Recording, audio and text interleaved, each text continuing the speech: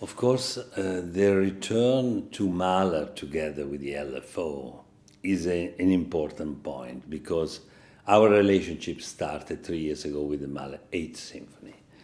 And of course, now we go back regularly on Mahler because the great line which Claudia Bado has been performing for so many years with the orchestra should somehow move forward. I think the combination of choosing these three different programs, Rachmaninoff, Tchaikovsky Fourth Symphony, and Mahler Six, prove that we want to move into something extremely complex because the Sixth Symphony of Mahler is a kind of summa of the five symphonies before.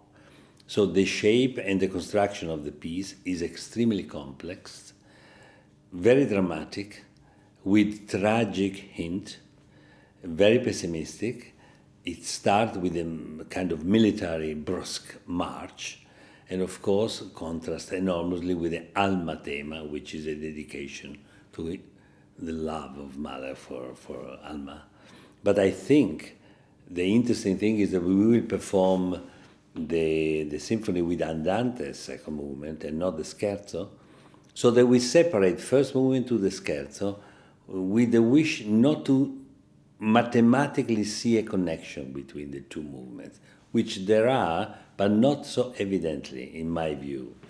Because the Andante, which Mahler chose as a conductor, also as a performer, to perform in the last times he performed the symphony, was always Andante, second movement, wanted to separate those two obsessive rhythms of the march of the first movement and the scherzo in three-quarter beats, but still with a rhythmical shape of a march, with an endless melody. The greatest melody Mahler composed, the longest, I think, one of the longest slow movements in his symphonies, which is the development from the adagietto of the fifth. Much more complex and much more, in sort of changing mood all the way, but magnificent movement. My way to perform the scherzo will be to push it very hard in tempo choice, much stronger and faster than normally done, because I think the neurosis of that movement, which obviously has some Ländler element of the old Austrian dance shape, but still it moved forward in a very, let's say, dramatic and sort of obsessive way, up to the trio where he says altväterlich. So we get into something old-fashioned, led by the oboe. It's a very non-symmetrical trio. Each beat, change beat. This is very, very modern for the time. And at the same time, complex to perform. The finale, of course, has the famous two hammer blows, which are a sense of obsession that the destiny cannot move forward, cannot be changed.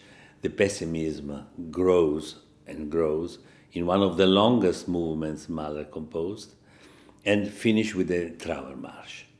A Trauermarsch with a chorale of the trombones, which end with the final explosion of the percussion, especially the timpani, doubled into this Trauermarsch rhythm, which is a sign of no escape to the negativism of death and destiny.